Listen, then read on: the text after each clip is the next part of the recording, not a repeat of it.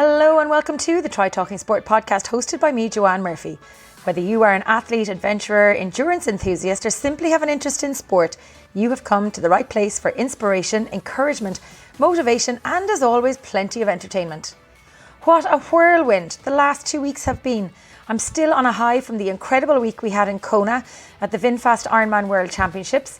It was all go all week. It was a lot of hard work, but it was so much fun. The week flew by in a blur. There were so many highlights to the week. I probably need to do a podcast on my experience in Kona so that I can remember just how thrilling it was. I'll share one highlight here now, and that was when I was presented with the lei on Tuesday night for the Ikoma Mai welcome banquet. I had already announced the Kona Town Run and the Hoala Swim, emceed the Parade of Nations and hosted the Oceania Breakfast, all before the welcome banquet. But it wasn't until the lei was placed on me before I went up on stage that I thought, holy moly, I'm here. I'm in Hawaii, about to go on stage and be introduced as part of the World Championship announcing team. It was very surreal and very special. There are so many highlights across the week, not least the numerous celebrations for the voice of Ironman Mike Riley, who, from my very first Ironman event in Galway in 2011, has been an integral part of my success as an announcer. So it was extra special to celebrate his final World Championships as part of his team, along with Paul Kay, who has also played a huge role in my journey to the Big Island. I owe a huge debt of gratitude to both Mike and Paul, who have been advocates, mentors and most of all great friends to me over the past 11 years of my announcing career. If you were following the Kona spam on my socials, you will have seen that we had a super team of announcers in Kona. Eric Gilson and Tom Ziebart, who are no strangers to the Big Island, along with fellow female announcer Carissa Galloway and our man on the music Andy Riley. As a team, we had so much fun. So much fun, it was almost unbelievable.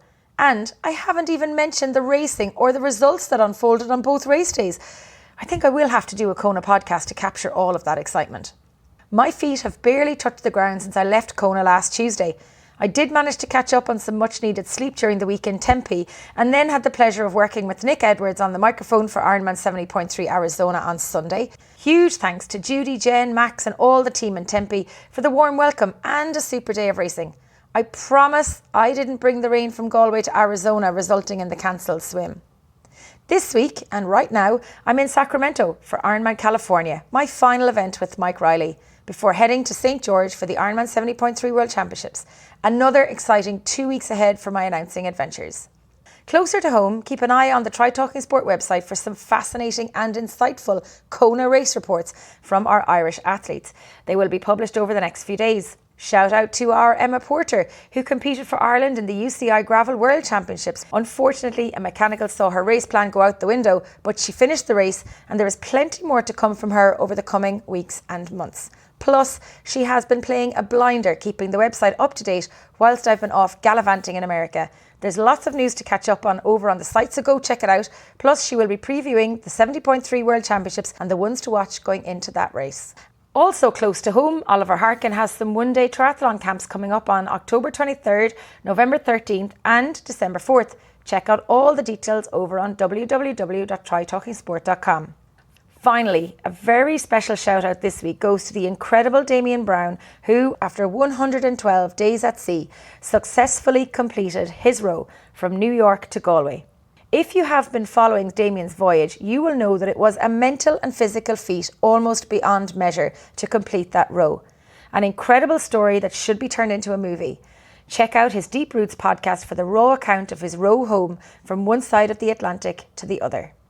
Now, as always, before we get into this week's episode, a big shout out to our partners Nuasan, who continue to support the show.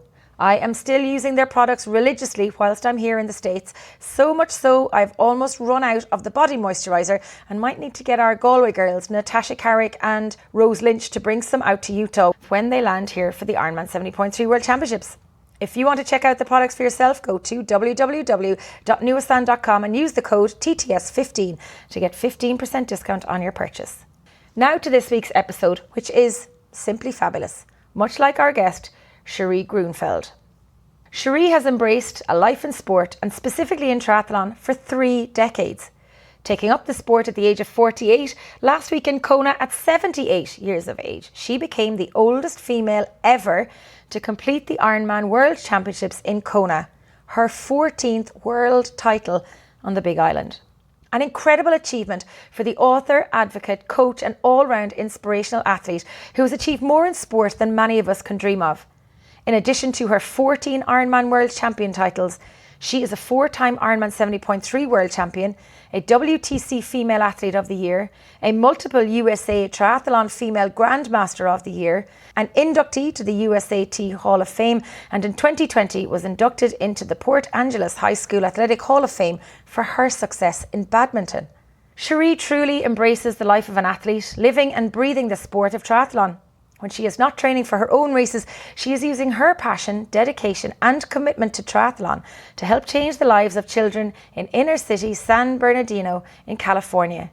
The Exceeding Expectations Foundation, which Cherie founded, has for 20 years been encouraging at-risk children to move their lives in a positive direction using the sport of triathlon as the vehicle.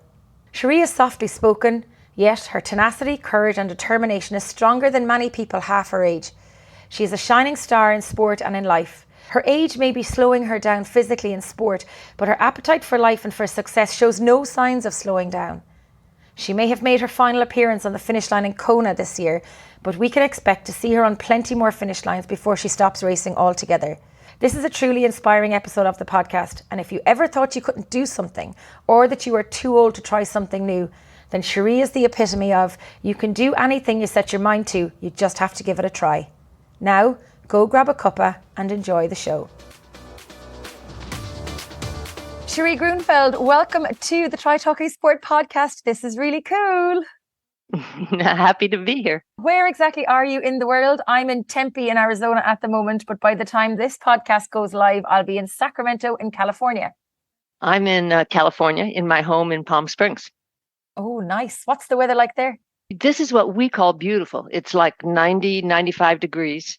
And I know some people think that that's hot, but for us, that's just beautiful. This is the best time of the year, one of the best times of the year for us here now. So is that hotter than Kona, or is it a different type of heat?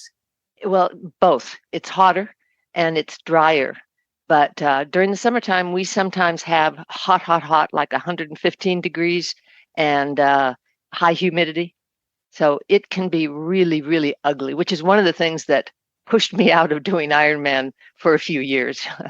It's tough training here. Wow, I can imagine, because I know even when we were standing still in Kona, it was roasting and the sweat was dripping off us. Now, I know I'm Irish and I'm not used to that warm weather or that humidity, but at one point, I mean, there was more sweat on my legs than there probably was sun cream.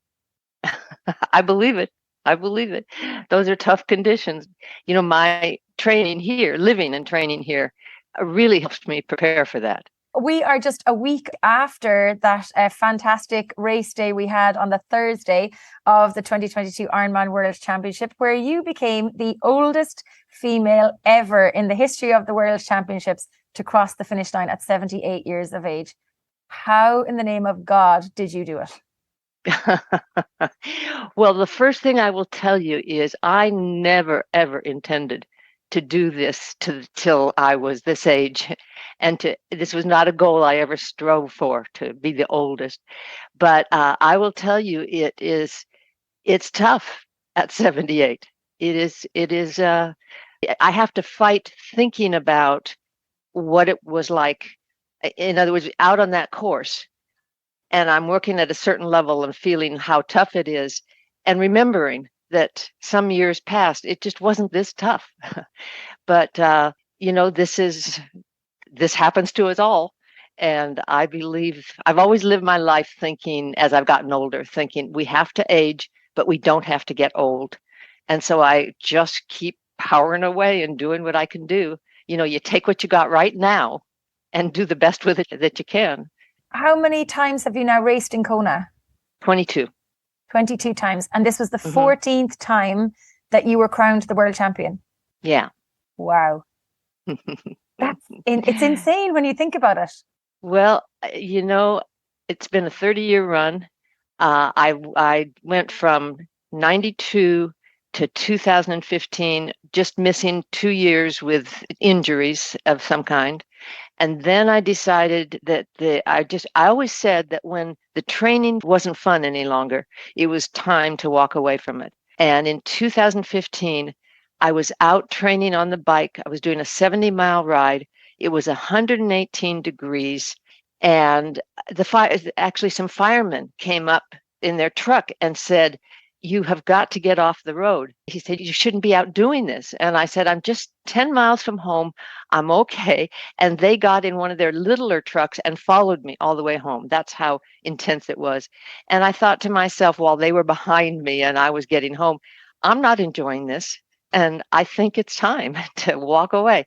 So I did. I said, if I can have a race I'm really proud of in 2015, I will walk away. And I did. I had a really special race. I walked away. I was happy as could be just doing the 70.3s. And then in 2019, I turned 75.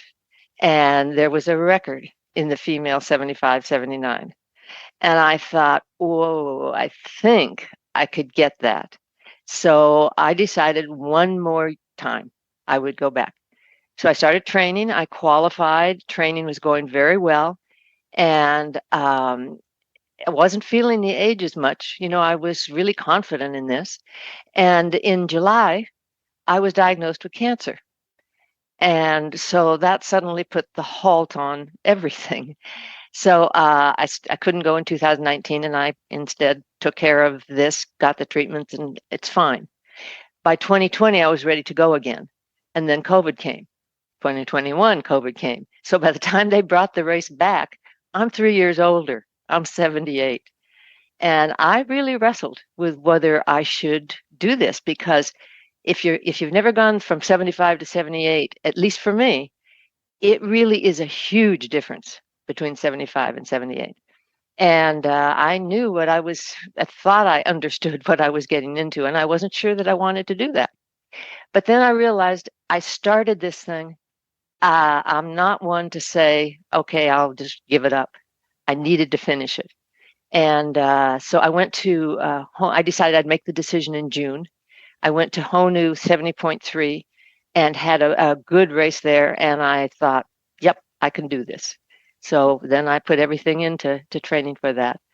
So it was a lot tougher than any time before that I've been there. But even though my race didn't quite work out exactly the way that I wanted it, I was still really glad that I did it. Very, very happy that I came back and did it and one more time.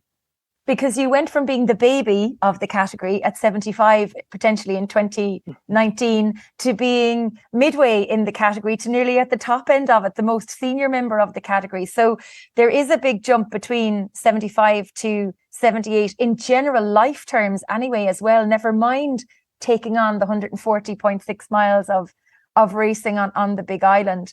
I'd love to know what sort of day you had on Thursday, because it didn't exactly go to plan. And you did give us almost a little bit of a heart attack when we couldn't find you on the tracker. At one point, we were standing in the tower waiting for you to come in. So tell the listeners how your race day unfolded in the World Championships this year. First of all, in getting ready to go to the race, as I said, in 75, I was chasing a record. And of course, that also meant the win. And when I realized I was going at 78, I really didn't know how I would perform. So I realized that in order to have an enjoyable time and do it as well as I possibly could, I needed to put aside all of that stuff that I always had done before with these firm goals for time and place, and just look at, I want to get to the finish line. I want to have a strong race. I want to cross the finish line and be happy with my race. So that's the way I went into it. And I did just in the back of my mind have a plan for what kind of time I wanted to do in the swim and the bike and the run, just a general kind of plan. So I did the swim, and I was 10 minutes ahead of what my plan was. And so I was pleased with that. I went out on the bike, and I came in 4 minutes ahead of what I had thought that I could do on the bike. So I was feeling pretty good. And at that point, I thought, whoa, maybe I could win this thing. There were 3 other women in the age group, and 2 of them had both at different years had won when I was taking that sabbatical and wasn't there. So I knew that these were serious ladies. And one of them I had raced with forever, and she was always right up there with me. So I knew that winning was going to be tough. But when I had the good swim and bike, running has always been my strength, even though as you get older, running is where you lose the most. But I began to think maybe I could win this, and maybe I could hit this record. And so I started the run, and everything was fine. And at one point, fairly early in the run, I ran past Lee, my husband Lee, and he yelled at me, "If you keep this steady pace, you can easily break the record." So I thought that was the first time I really seriously thought about it. So I was trying to keep that steady pace, which has always been kind of my strong suit on the run, just keeping a nice steady pace. And that was going quite well until about mile 20, just after mile 20. Now I had throughout the race, maybe starting at mile 5 or 6, somewhere early on, I began to feel a little something in my back. But this year, many of us wore the water belts because they moved the aid stations further apart. So for the first time, I was carrying a bottle back here. And I just thought that was where the bottle was hitting, and no big deal. But at about mile 20 and a half, all of a sudden, my entire back just seized up. And I've never had anything like this happen. So I didn't even know what was happening to me. But I suddenly couldn't run a step, and I could hardly walk.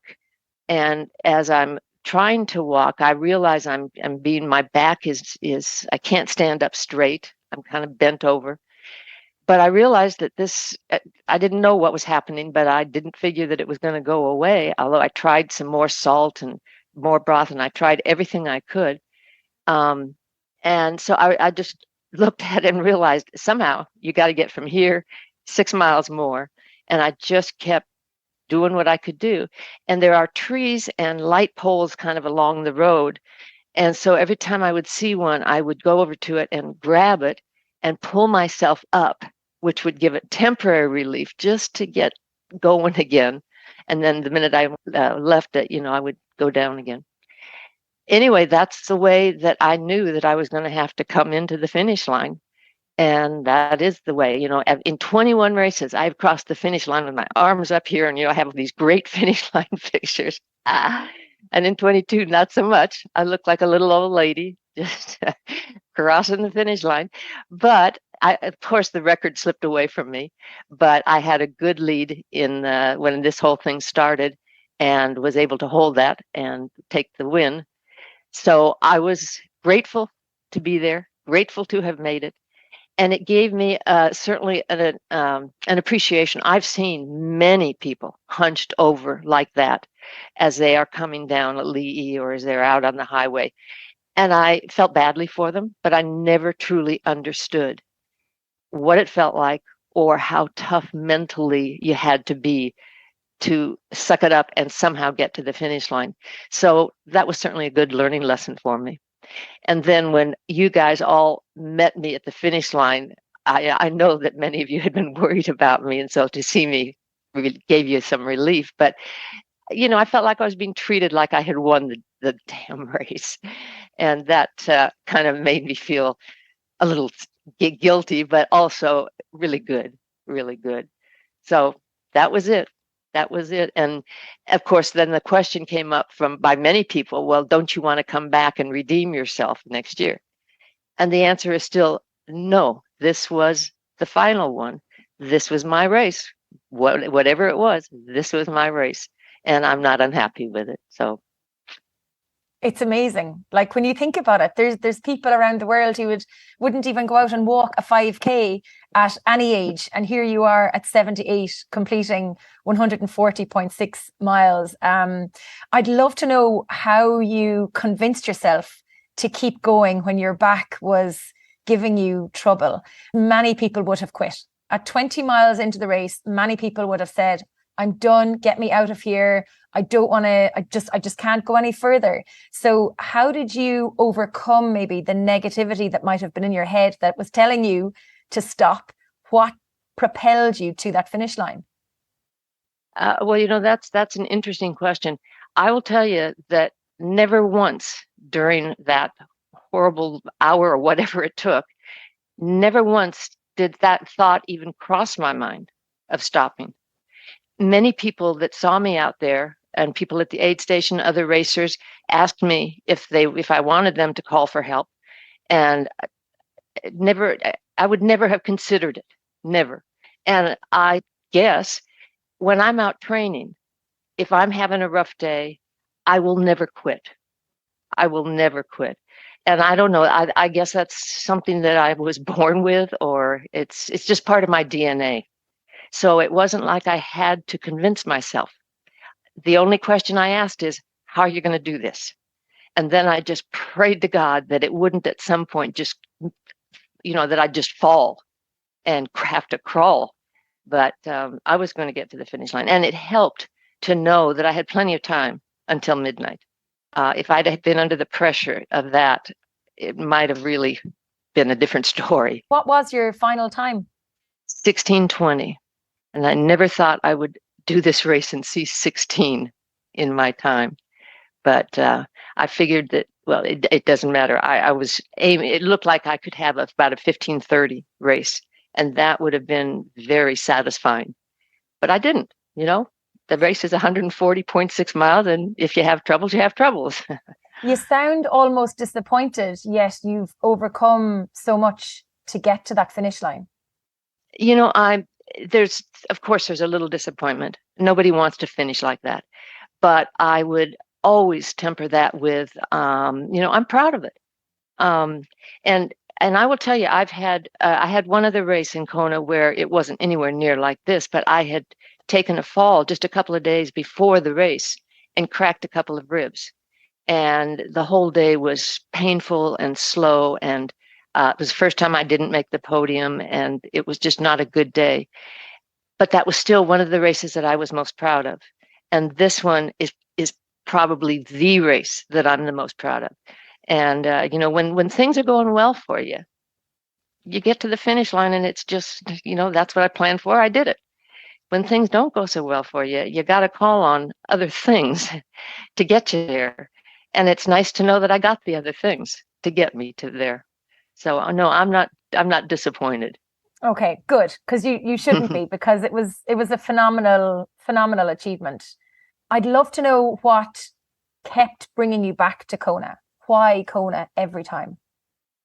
That's one of those things that you have to, if you have to ask, you probably don't understand. And I think that you do understand because you've been to Kona. I did my first one, and I just, as far as I was concerned, it was going to be one and done. I didn't expect to do more than one of them. But you get in that environment, you see what it's all about. And certainly the Ironman is a perfect sport for me in many ways. And to do it in a place like Kona, where the whole island is so beautiful and so inspirational, and the people who are doing it are so beautiful and inspirational, and it's like a family. Even like on my first year, I was part of this family. And so, after I crossed the finish line the first time, and I said to Lee immediately, I'm coming back here. I know how I can do it better next time. And the next time, and then it just became a thing. There's no way we would have missed it. So it's the pull of the challenge of the race and the island and the people. It's the lure of the magic that happens there as well, isn't it? Yeah, that's true. You see things, you see people do things, good and bad. I mean, they have great days and bad days, but things you'd never see anyplace else, and people just persisting through those things. I love that. I know we jumped straight in to talk about Kona, and I know you will be well known with some of the American based listeners that we have to the podcast. But for the listeners who are maybe based in the UK and Ireland who may not be so familiar with you, tell us a little bit about your background, maybe prior to getting into triathlon and getting into Ironman. You were a runner first and foremost, is that correct? Well, yes and no. My story actually, see, I was raised before Title IX, and I don't know if your listeners understand that, but what that meant was that there were no organized sports for women, for girls in school. So while the boys were playing football and basketball and all these sports, girls had to be cheerleaders, couldn't do anything else. What? You didn't know about that? I had read something about it, but I didn't realize the extent of it, that there was no organized sport for girls. Nothing. Absolutely nothing. Wow. Yeah. And fortunately, a couple of things. One is I was raised with a couple of brothers and parents who, when I would say, they won't let me play, they just said to me, just get out there and get in the game. And so I did. So I grew up playing in the boys' games, not organized sports, but just, backyard games. So I wasn't afraid to mix it up with that kind of thing. And then the second thing was I did have an opportunity to compete. Very unique thing.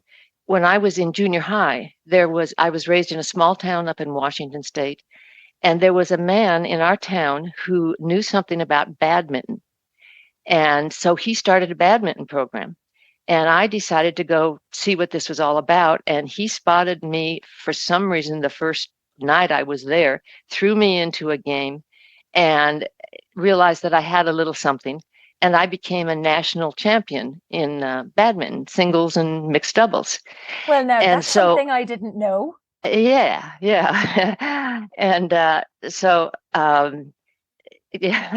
was just inducted into my high school Hall of Fame not too long ago, and the main reason wasn't the Ironman stuff, but because of the badminton stuff. But anyway, I couldn't do anything with that because badminton isn't a major sport, but it did give me the opportunity to compete. So then I did what was expected of me, which was to go to college, get all your degrees, go to work in the business world. I didn't have babies, but I did get married. And so I was working in the business world. And this leads into how I got into Ironman. It was March of 1986 on a Sunday morning, and we lived in LA, and I picked up the paper, and I read that the first LA Marathon was taking place. I was not a runner. I knew nobody that was a runner, but I saw this marathon was going to be on TV, so I turned it on, and I watched this race wire to wire with total fascination. So the next day, I went out and bought a pair of running shoes. And I bought a book called How to Run Your First Marathon because they didn't have internet to go to and this kind of thing. And I started running. And I was going to run the LA Marathon the following March. But in August, I had Lee take me out 20 miles and drop me off. And I ran home 20 miles. And I got home and I thought, what's the big deal? And Lee said, you're ready. Why don't you go do one now? So I found a race, the Run Through the Redwood Forest, and I did my first marathon. Hadn't run a 5K, hadn't run a 10K, hadn't run a half marathon. And I had a pretty good race. I had a good marathon. And a couple of weeks later, I was sitting on a business meeting and looking at a magazine on the plane. And I read that time that I had run qualified me for Boston. And, you don't have to know much about running to know that Boston is the Super Bowl of running. So I didn't do the LA Marathon the next year. What I did was go to Boston, had a better time. And I thought, I'm a marathoner. So I started running a couple of marathons a year and started, lowering my time. So that was going well. That was easy to do while I was working. I was working in a management position in the computer industry and doing a lot of traveling. So the marathon running was easy to fit in there, the training. And in October of 91, that's Ironman month, and I picked up a magazine called Competitor Magazine, and it was dedicated to the Ironman. So I read it cover to cover, and my reaction was, this is nuts. Who are these people? How do they do it? I didn't own a bike. I can swim, but I wasn't a swimmer, but I had the run. Anyway, so I put the magazine down, but I didn't throw it away. And Lee picked it up and he read it. And he knew nothing about Ironman or running, but he knew me pretty well. And he came to me and he said, "You should do this." And he said, "You'd be good at it." And I said, "Not interested," and went about my way. Well, he just kept kind of doing what I call a Chinese water torture, just every once in a while he'd say, "You should do this. You should try this. You should do it." So anyway, what happened was I finally got to the point where I decided that I'd like to give it a try. But he had just recently, at that time, left his nicely paying job to try his hand at writing a book. And so I was the breadwinner. So, and I said to him, I couldn't do the job I'm doing now and train for this thing. So, we'd have to put this on the back burner, which we did until February of 92, when he came home with a book contract and he put it in front of me. Because I said to him, I'd need 6 months of not working the kind of job I am now to try and get ready for this Ironman thing. He put the contract in front of me and said, "Put your money where your mouth is, take 6 months off and go try this thing." And by that time, I was ready to do it. So I said, without giving it a thought, absolutely, that's what I'll do. So I went to my company and I asked them for a 6-month leave. And they said, not, they worked with me. I stayed for a while, but they worked with me. And, I knew nothing about triathlons or Ironman, including that you had to qualify, that this was a world championship. You had to qualify. So I didn't know that. I called this guy that I had read in a magazine that did some coaching down in San Diego. And I said to him, "I'm not a triathlete, but I'm going to go to Kona in October." And he said, "How are you going to get there?" Meaning, how are you going to qualify?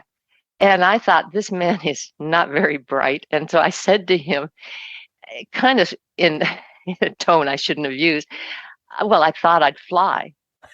And so he explained to me, you've got to qualify for this thing. And since you're not a triathlete, you're probably not going to qualify for Kona. So there were just a couple of races, Ironman races in the world at that time. One of them was Canada. So he said, "Why don't you sign up for Canada and I'll take you on and we'll teach you to do this thing." So I did. And I got a bike and I started training with him. And in August, I was doing a final half Ironman training race just before going to Canada the end of August. And I came in third. And at the awards, and I didn't even know it was a qualifying race. And until at the award ceremony, they announced that this was a qualifying race. And so they called us up to the podium, and the first place, it was a set of twins that were very well known in the Ironman world in those days. First place, she said, "I've already got my Kona slot." Second place said, "I've already got my Kona slot." So they said, "Cherie, do you want a Kona slot?" And well, I need to tell you something else first. But without even thinking about it, I said, "Yes, I want that slot." That was in August. In June, I had watched the Ironman show of the year before for the first time. And I watched it with Lee. And after this show finished, I turned to him and I said, "It's a good thing that I can't get in that race because I have no business being there." That was 2 months before. Without one nanosecond thinking, I said, "I'll take it. I'll go." So I gave up my Canada slot and went to Kona. And that was my first. Mike Riley called me into the finish line for the first time. And that was it. That was. And did you ever go back to work? Good question. No, not that kind of work. And when I called to talk to the CEO and said, I'm not coming back. And, they had we'd set up a nice fill-in for me in the time. And I said, "But, I'm not coming back." And he said, "We knew you weren't, because the first month after you left, you checked in with us all the time. The second month, when we would call you, you'd answer and you'd help us out. By the third month, we couldn't find you. You were just off." And he said, "We knew you weren't coming back." So no, I never went back to the corporate world again. So what has kept you in triathlon and in Ironman for so many years? As I said earlier, I think that Ironman racing and, well, distance racing, because the half Ironmans are the same way for me. It's the perfect sport for me because it's a tremendous challenge, certainly even more of a challenge every single year as you get older. And I thrive on that kind of thing. Every race you do is different. It's never the same. The conditions are different. The competition is different. The terrain is different. So there's no way to ever get bored with it or figure like that you've got it knocked. It's an individual sport where you can get out whatever you're willing to put in. And if it doesn't work for you, it's on you. If it does work for you, you did it the right way. And that works for me. And then I really, when you meet a triathlete, a distance triathlete particularly, any place in the world, in any situation, you have this bond. And I think it's because you both know how tough that sport is. And it becomes a family. And I like that feeling.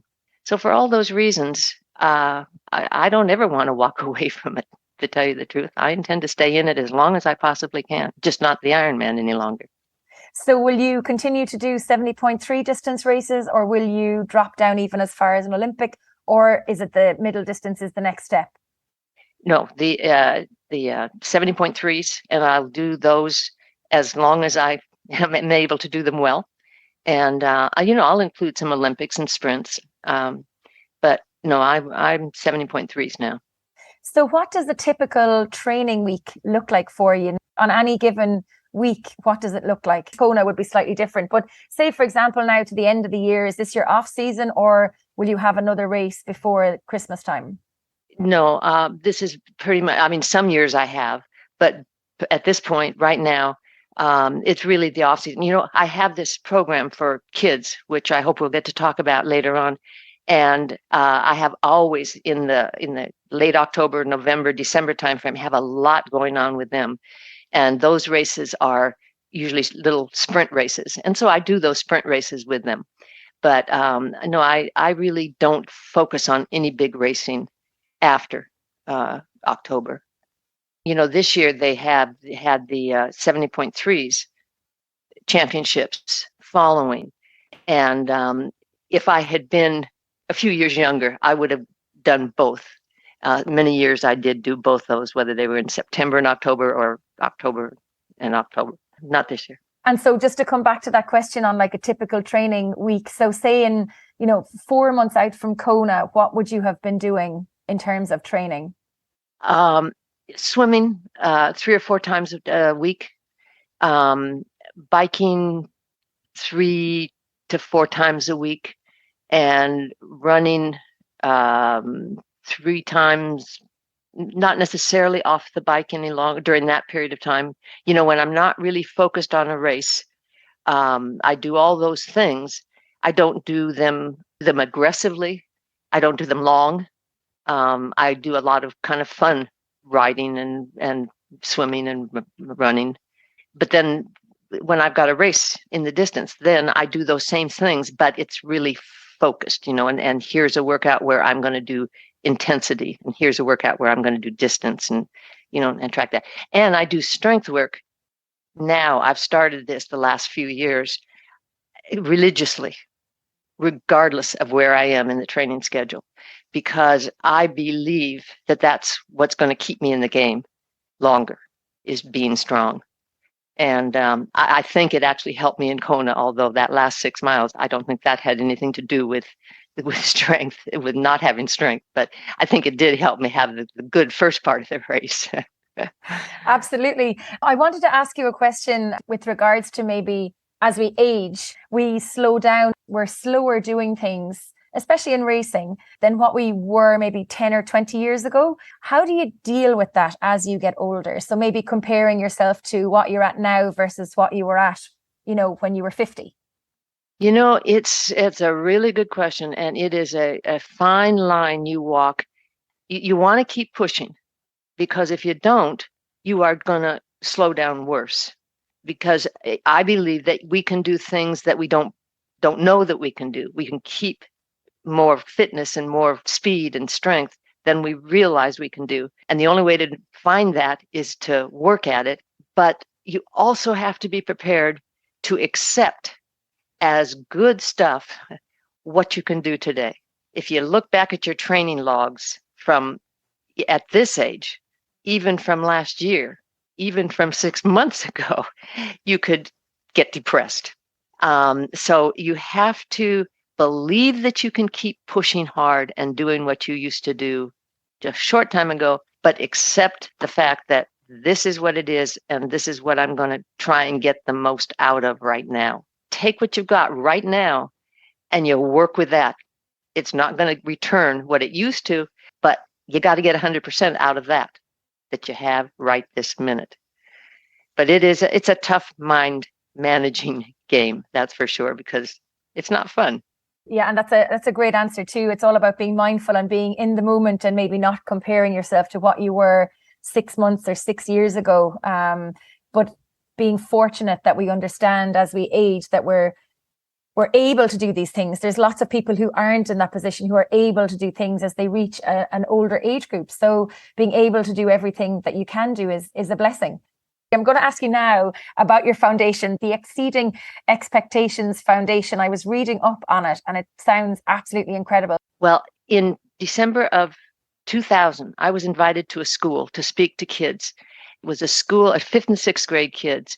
And it was a school that's in San Bernardino, California. And your listeners may not know this, but San Bernardino is one of the poorest cities in the United States. And so I spoke to these kids. It was shortly after I came home from Kona. I spoke to these kids about setting goals and working hard to achieve the goals. And then I showed them a short video of me. And that year I had just set a new course record. And so this video was just a short clip that showed that I had set this goal and I had worked hard and I had accomplished it. And so afterwards, the kids were really great. They asked good questions and we had this good thing going. So afterwards, I said to the teacher, there's a little triathlon, a little sprint triathlon coming up in a nearby town. And if any of these kids want to try it, I'd be happy to help them. I didn't understand quite what this community was like. And I envisioned, a couple of kids that had parents that had bikes. This was my thought when I said that. Well, the next day, the teacher asked the kids, told them that I would be happy to help anybody that wanted to do it. And 200 hands shot up. So she called me and said, what do you want to do? And I said, tell the kids that I will be at the school on Saturday and anybody that's interested can come and I'll pick some kids and I'll train them for the race. Well, 200 kids didn't show up, but a lot of them did. Not a parent in sight. And so I had the kids do some running. I had watched how they followed directions and so forth. And I selected 12 kids. Then I said to the teacher, I said, here's what we'll do. We'll send a note home to the parents explaining that their kid's been selected for this, da, da, da, da, da. And she just kind of literally, figuratively grabbed me by the collar and said, Cherie, you don't get it. Come down here next Saturday and we will go to these kids' places they live.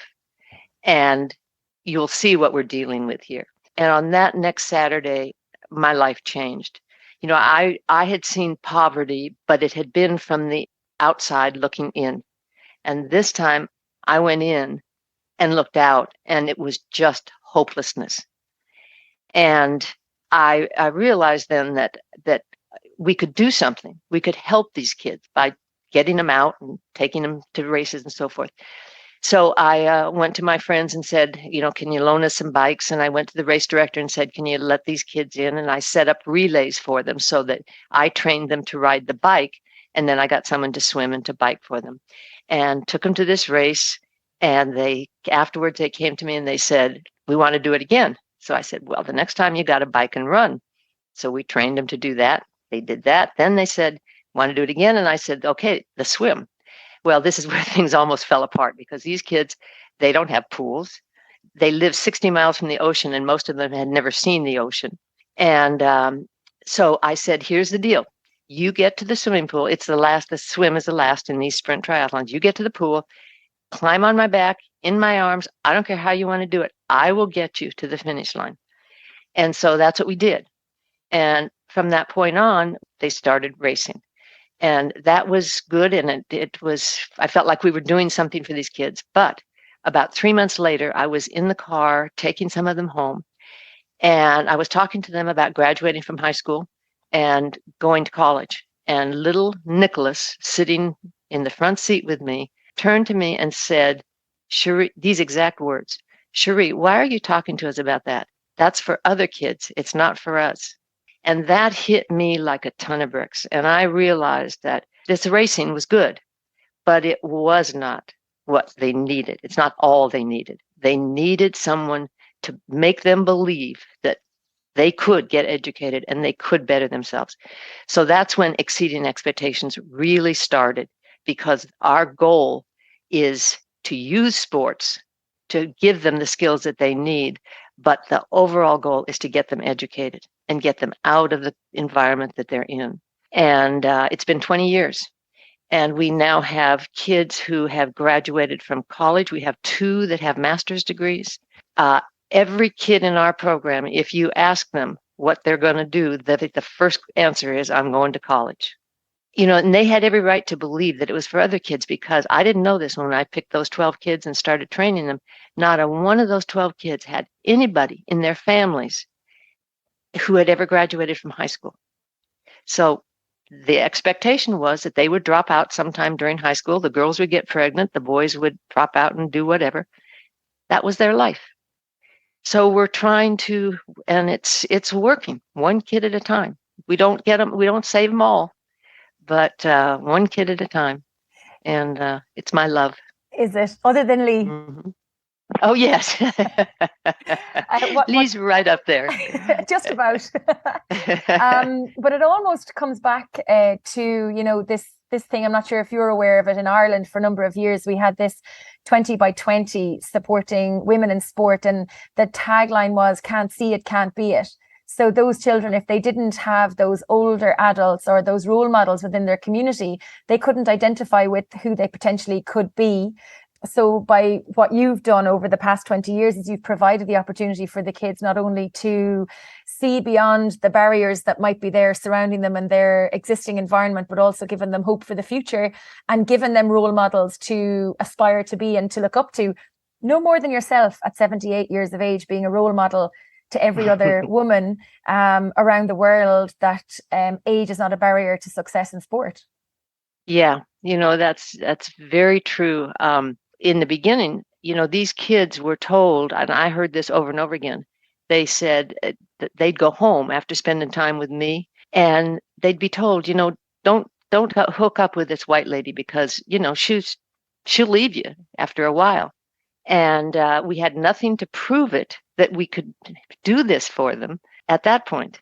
And now we have not just me, who's still here 20 years later, but we have their peers. I mean, kids that looked like them when they started that come back and show them, because a lot of our older kids are still generally in the Southern California area, and they spend a lot of time with our younger kids. And you're saying, I was you one time, and now I'm making good money. I've got a good job. I'm out of the hood, and now kids believe. And it's in the beginning where the adults were saying to the kids, forget about this. The adults now believe that their kids can have a better life. I guess you have to break the cycle. Yeah, you absolutely do. But I like that tagline. What was it? See it? Can't see it, can't be it. Can't see it, can't be it. Yeah.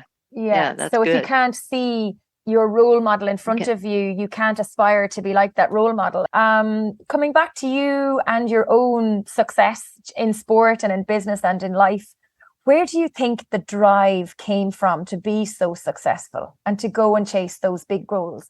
Whether it was the Ironman racing or you had a very, very successful career at the top of the executive ladder. Where did that drive and commitment and tenacity to just go and grab life and make the most of it, where did that come from?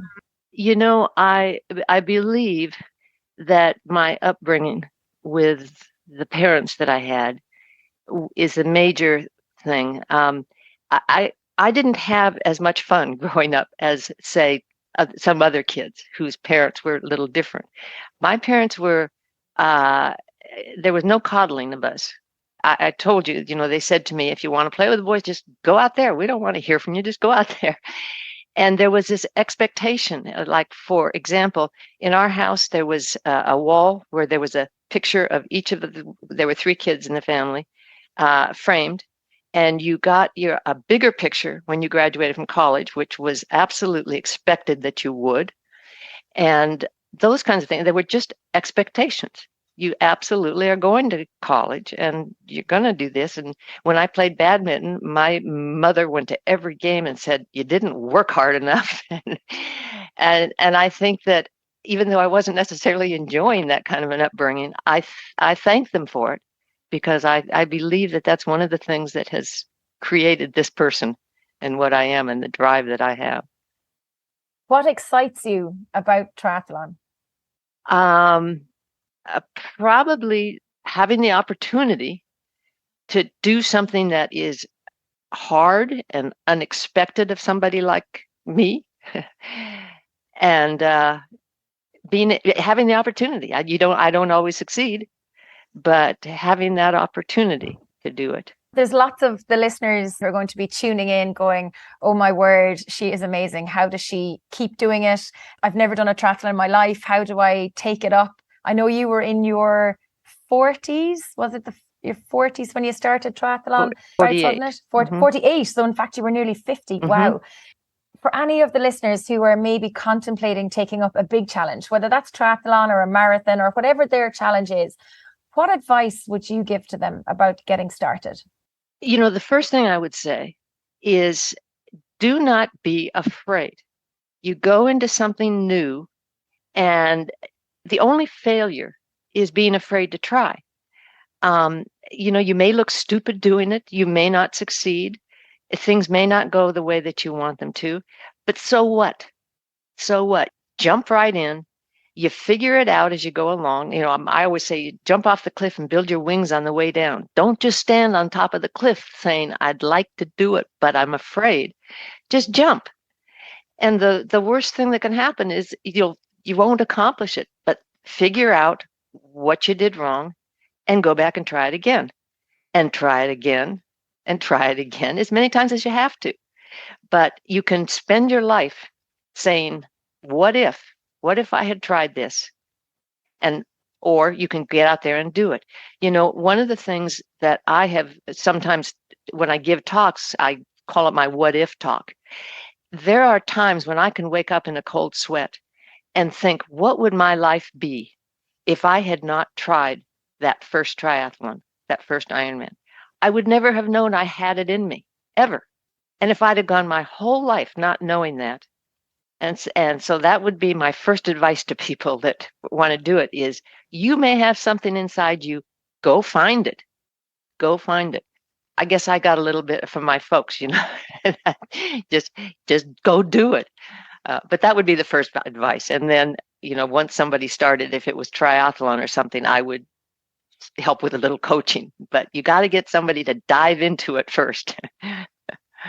How has the sport changed from when you got involved in Ironman and got involved in triathlon to the current times? Oh gosh, it's changed a lot.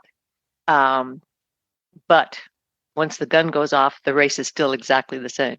But in the early days, I was there in the Paula Newby-Fraser days, Aaron Baker. The biggest change that I feel every time I go back, have for the last 10, 15 years, is that we used to be closer. There were fewer of them, there were fewer of us, and the whole thing was just smaller. And so we knew the pros. Right now, Mark and Dave and Greg are all good friends, but that came from the early days. And now, I'm not sure, there are some pros that I could pass in the street and I wouldn't recognize them. And so that's a big change. Certainly there are more women, and that's happening more every year. And I'm a big proponent of that. I think it's great. Too many women that I've seen along the way came with their husbands who were racing and stood on the sidelines. And now more of them are jumping in too, which I think is great. The corporation itself has become big business. When I first started, it was not big business. It was just a little grassroots sport. But you roll with the punches on that one, and I'm all for big business if it's a good business, and I think WTC is definitely. So I guess those are the major changes that I've seen. But like I said, once the gun goes off, It's same still old, same old. yeah, and it's still 100. It's still 140.6 miles. Yes, it is. Did you enjoy racing on Thursday? Pretty much the Women's Day. I know there were a couple of male age groups in that race, but was it very different racing on Thursday? And did you enjoy it? It was odd. And I kept, it was the week before, a couple of weeks before, it was hard to gear to Thursday. You always tended to gear to Saturday.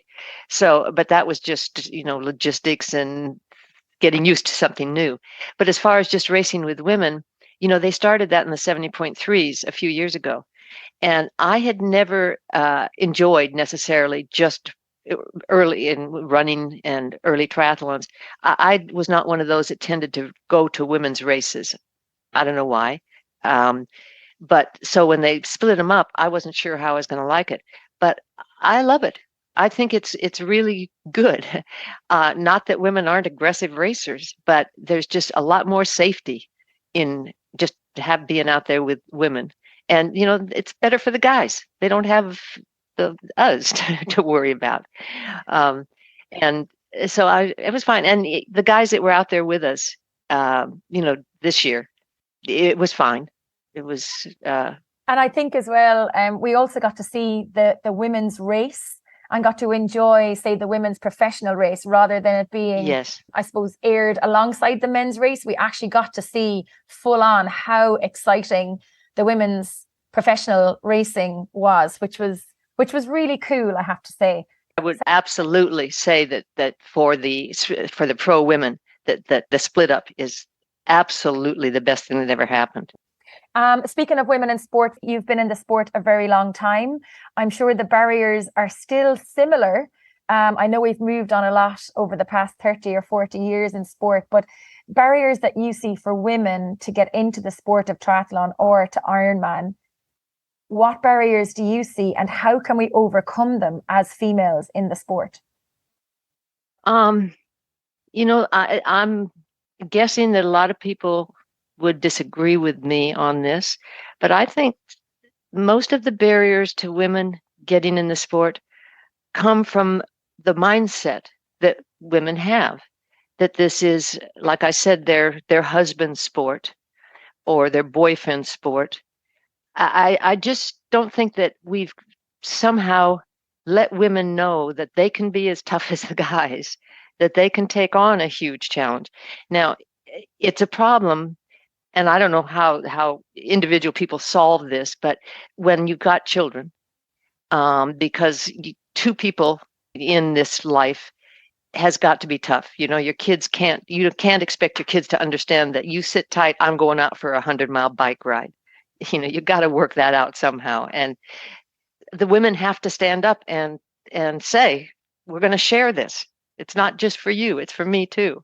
I think the women are getting better about that, a lot better all the time. But I think that's the first barrier. I really think some of the barriers that we talk about are the doors aren't closed. They're there to be opened. Women have to be ready to walk through them. And there's also that whole can't see it, can't be it thing. So the more we see of women, yes, the more people are inspired, the more they can see themselves in the sport and in long distance racing, not just sprint, Olympic or middle distance, but actually stepping up to that full distance Ironman. I think it's going to help with people like you and Clarissa doing something that's always been done by men. I love those guys, but there's no reason that women shouldn't be doing it. You are just as good as they are. And that kind of thing is going to help, when we see, we see Diana Birch in a major role in this thing.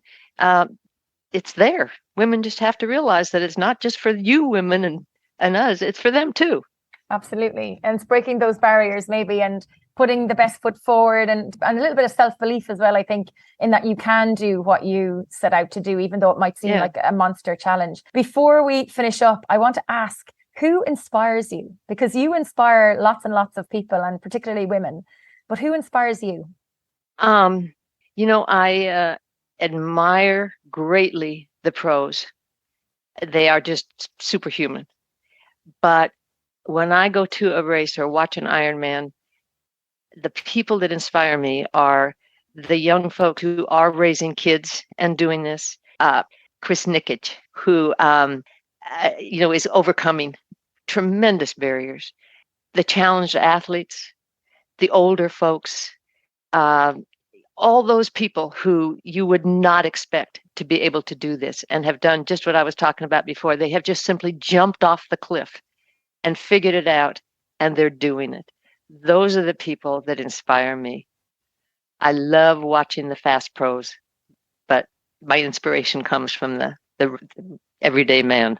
And if you could give one piece of advice to the listeners about long distance racing, what would it be?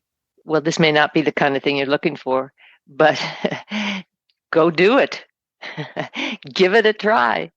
You can do it if you give it a try.